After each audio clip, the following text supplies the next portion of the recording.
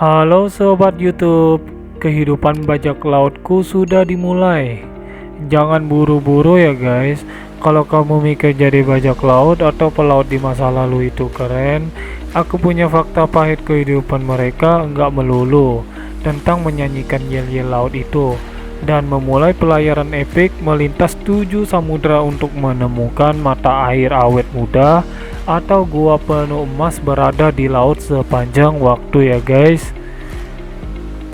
Sebenarnya nggak seseru itu ya guys, dan aku punya 5 alasan kuat untuk membuktikannya.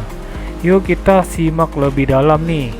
Bayangkan kamu super bersemangat, kamu sudah lama menunggu hari ini datang, dan akhirnya kamu akan menjadi pelaut sejati.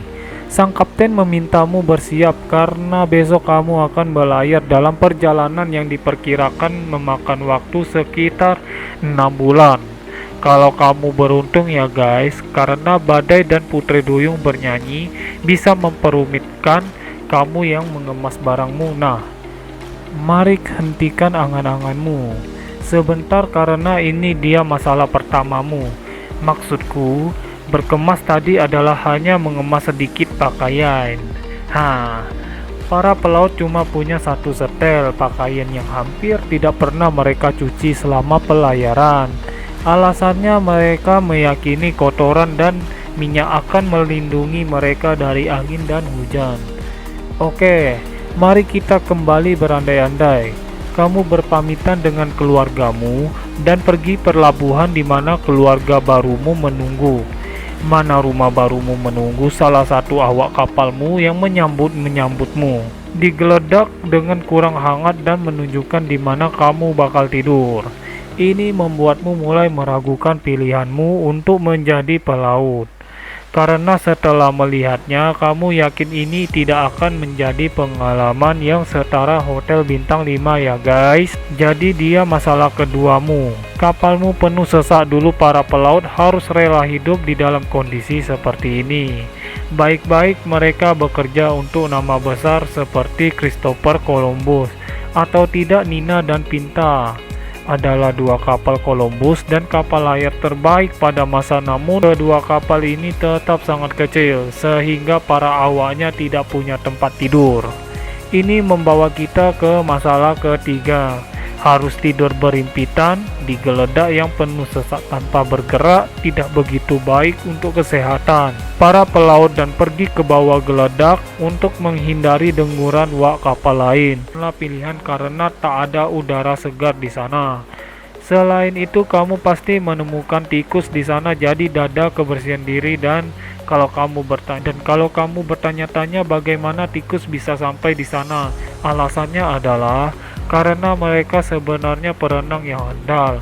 Selain itu, mereka pelaut yang di laut tak peduli musim atau cuacanya, sehingga mereka sering kedinginan dan basah, yang juga membuat mereka sulit menjaga kesehatan dan kekuatannya. Dan berbicara kesehatan, dan kita lanjutkan ke masalah keempat, yaitu makanan dan kelaparan. Saat itu pelaut tidak punya kulkas mini berisi beragam bumbu seperti pada kompartemen di kapal persiar mewah pada masa kini, jadi mereka harus menemukan cara menyimpan cukup makanan yang bisa bertahan berbulan-bulan atau bahkan bertahun-tahun. Jadi pilihan makanan mereka terbatas dan jelas enggak kayak makanan yang disiapin koki berbintang Michelin.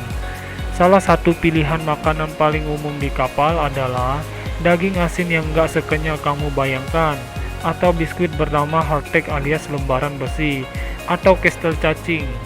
Dan ada alasan dibalik semua nama kreatif. Hardtack adalah campuran air dari tepung yang dipanggang menjadi biskuit rasa kardus, sepertinya mirip bekal, dan satu-satunya cara memakan adalah dengan dilunakkan menggunakan air. Itu pun kalau teh yang bisa dicelupkan.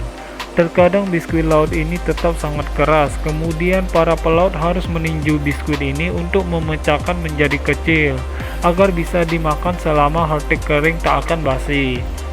Para pelaut masih bisa memakan setelah 1 tahun kalau adanya yang tersisa, tapi biasanya sulit menjaga tetap kering di dal tong kayu.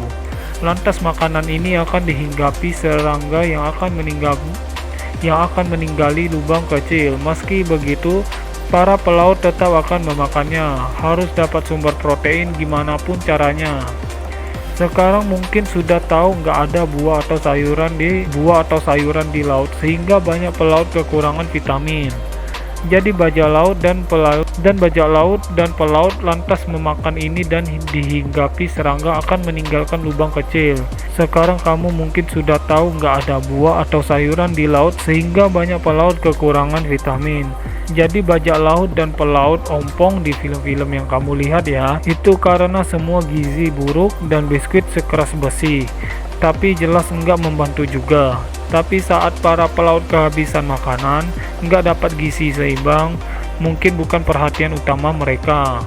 Dulu satu perjalanan bisa memakan waktu lebih lama dari rencana karena kondisi cuaca. Misalnya, nggak ada angin dan mendorong kapal atau badai dahsyat yang bisa menggoyahkan kapal serta ombak dan air yang bisa merusak gudang makanan mereka. Jadi saat situasi seperti itu terjadi, para pelaut bisa dengan mudah kehabisan makanan. Mereka bisa saja melempar jaring ke laut dan menangkap ikan, tapi para pelaut nggak makan ikan meski kelaparan. Banyak kapten menyebutkan ini di buku catatan mereka yang pada dasarnya adalah masalahnya bukan para pelaut nggak bisa mendapatkan ikan, bahkan berbagai jenis ikan tertangkap di jalan mereka, tapi sangat banyak, tapi mereka tak akan memakannya. Di jurnal yang sama, dia juga menyebutkan 40 pelaut kehilangan nyawanya. Sangat banyak, tapi mereka tak memakannya juga. Secara alami, para pelaut mengira hanya ikan beracun yang berbahaya. Jadi mereka cenderung cuma makan ikan yang mereka kenal, tapi tuna dimasak dengan baik pun bisa beracun, dan mereka harus mempelajari dengan cara yang sulit. Tapi bukan berarti mereka nggak punya metode untuk mengecek ikan pelaut dengan baik pun itu beracun, dan mereka mempelajari dengan cara yang sulit.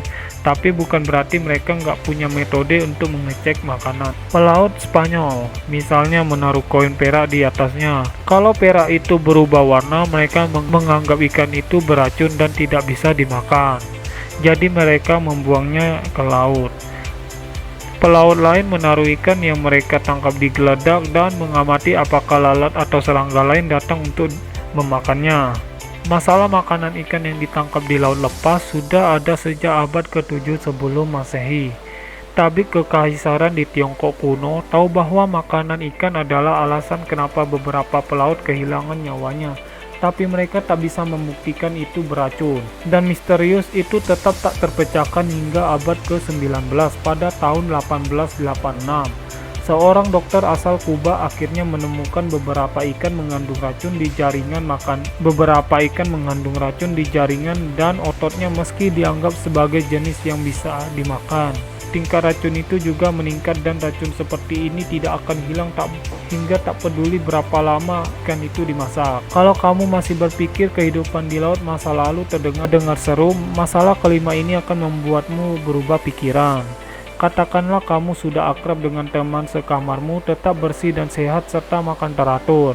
Tapi selalu ada resiko tertangkap bajak laut dan mereka enggak meminta barang-barangmu dengan baik. Jadi kalau kamu nggak pengen jadi makanan hiu, kamu harus mengibarkan bendera putih dan bergabung dengan mereka. Bukan jalur karir yang kamu mau kan? Selamat menyikat geladak selama sisa hidupmu ya.